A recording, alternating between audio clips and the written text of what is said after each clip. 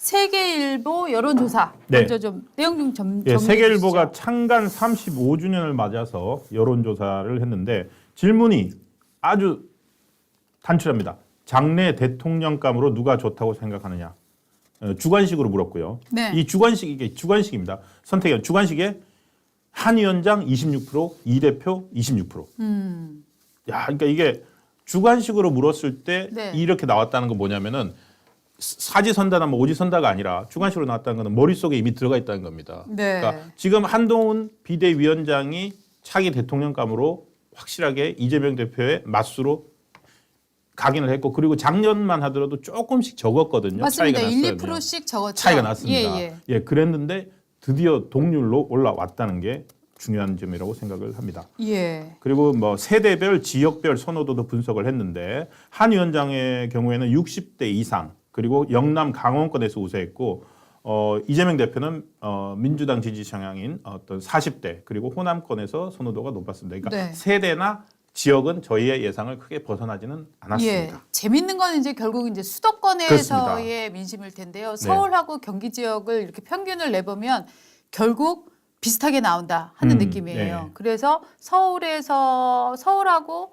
경기에서 한동훈 비대위원장이 조금 뒤지죠. 1, 2% 뒤지죠. 서울에서는 이재명 네. 대표가 24, 한 위원장이 23이었고요. 네. 그리고 인천 경기에서는 이 대표가 좀 경기도지사도 했으니까 30%로 높게 나오고 한동훈 위원장은 27로 한 3% 네. 정도 차이가 났습니다. 그렇지만 제가 보기에는 지금 과거의 대선 후보였고 그다음에 특히 이제 한동훈 위원장은 최근에 리더십이 좀 흔들릴 뻔했습니다. 윤석열 대통령과의 갈등, 그다음에 이제 기차 타고 내려가서 네. 서천이었나요? 서천에 서천에서 갔었죠. 예, 둘이 회동을 하고 하면서 사실은 보수에서도 무조건적으로 한동훈을 지지하던 분들이 한동훈 위원장이 지금 윤석열 대통령한테 개긴 거야? 라는 마음 때문에 약간 마음이 돌아서는 듯한 일부에서 돌아서는 듯한 느낌도 보였었는데 그 사건 이후에 29일과 30일에 여론조사를 했는데도 한동훈 비대위원장이 이 정도 지지율을 보인다고 하는 건 사실은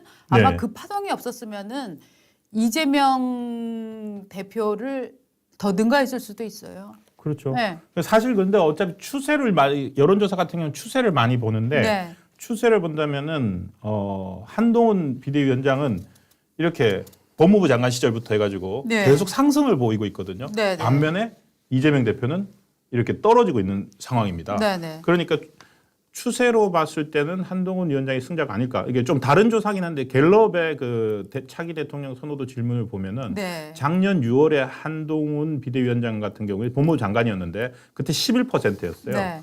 근데 그때 당시에 이재명 대표는 이미 20%를 꾸준히 26 뭐 이렇게 됐거든요. 그렇죠. 그러니까 이재명 대표는 그대로 있는데 한동훈 비대위원장 같은 경우에는 11%, 12%, 14% 그리고 12월 달에 16% 됐다가 올 초에 22% 그리고 지금 26까지 올라온 거라고 그렇게 봐야 될 것 같습니다. 네.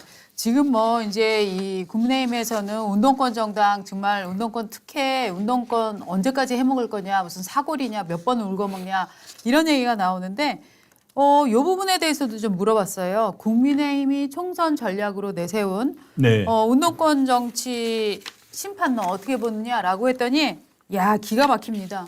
동의한다 45%, 동의하지 않는다 45%. 재밌죠? 네. 결국은 결론적으로는 국민의 반은 운동권 청산한다는 거 결국 민주당 엿먹이겠다는 얘기를 해서 나는 싫어라고 하는 국민이 한 절반쯤 되고요. 또 절반은 무슨 소리야. 운동권 진짜 이제 그만해라. 너네 네. 특혜 좀 청산해라 하는 게 절반. 뭐 이렇게 보시면 될 것 같습니다. 그리고 국민의힘 지지율이 이번 조사에서 네. 정당 지지율에서 앞서게 나온 것도 되게 의미 있게 봐야 될 것 같습니다. 그렇죠. 자, 지금 요러니까 이제 이번 선거에서 내가 어느 지역에 나가면 정말 국회의원이 또 한 번 될 수 있지 않을까라고 설레어하는 사람들이 많은 것 같은데 이 설레는 마음이 지금 추미애 장관한테 가득한가 봅니다.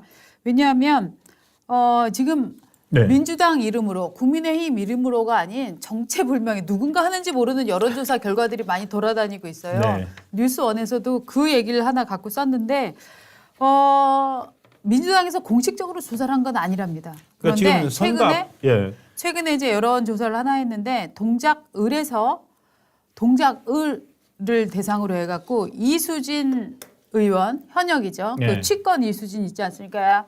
지금 뭐예요? 지금 의원한테 지금 개기는 거예요? 막 이렇게 네. 얘기하셨던 네. 이수진 의원, 그다음에 추미애 전 법무부 장관, 그다음에 전현희 전 국가권익위원장, 국민권익위원장 요렇게 넣어서 거기다가 나경원 의원까지 넣었나 봐요. 그래서 선호도 조사가 실시가 됐대요.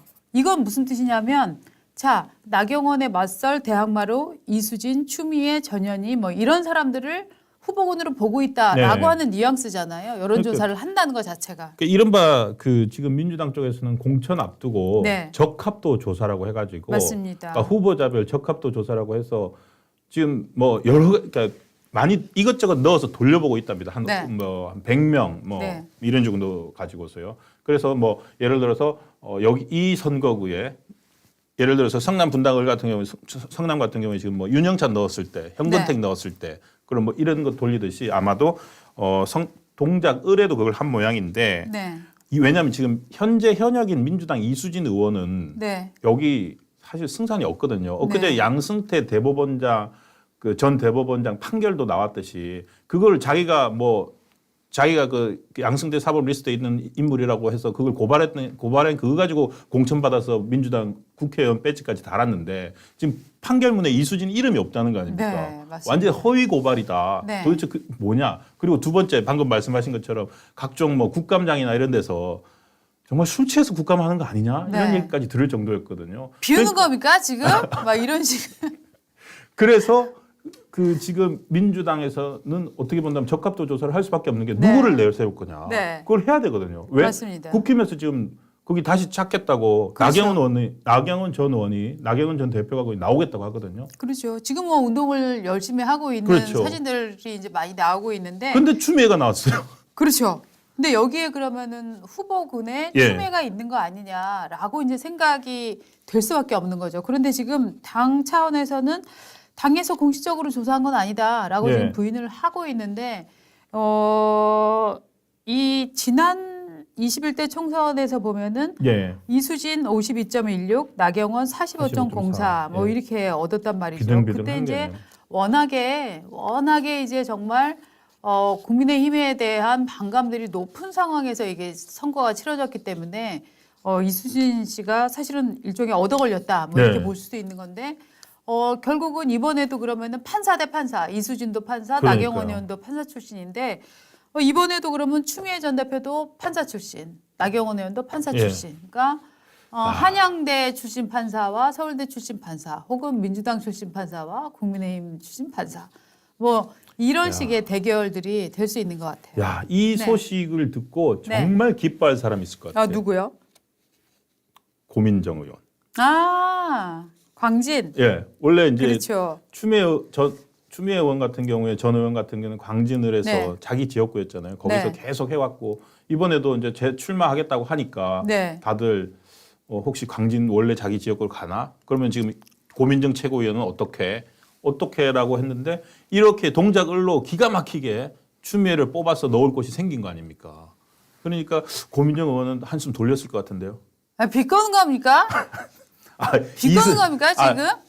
가능성 있습니다. 현재 현 의원인 이수진 의원도 당연히 뭐 예비 후보로서 경쟁해 볼 만하죠. 지금 무시하는 겁니까 나를 지금? 아닙니다. 그러니까 이게 서론 조사 해가지고 한 20% 민주당 공천 룰에 따르면 그 20% 이상, 20% 포인트 이상 차이가 나야지만 단수 네. 공천을 할 수 있대요. 맞아요. 그러니까 뭐 한번 겨뤄볼 만하죠. 뭐 그리고 뭐 전현희 국민권익위원장도 여기 나올 수 있다는 거 아닙니까? 네. 민주당 내에서. 그러니까 국힘은 나경원 의원이 아마도 뭐 갈 거로 예상이 되고 예. 이제 이 자리를 놓고 현역 초선으로서 정말 맹활약을 했던 맹활약했죠.